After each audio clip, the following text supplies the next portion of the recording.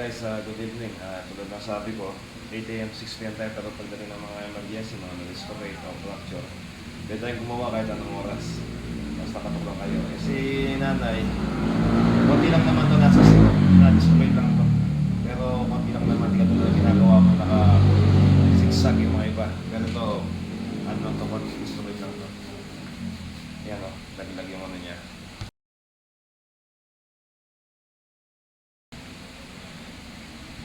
Sanitize muna natin. Nala na ka, dyan ano. Yun yun. Lambot. Lambot. Relax na. Ayaw ba siya? Oh, tignan mo.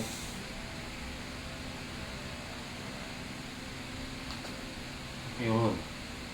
Oh, tapos. Talo. Ewan ko kaya. O, yun eh. Diretso na. Yan.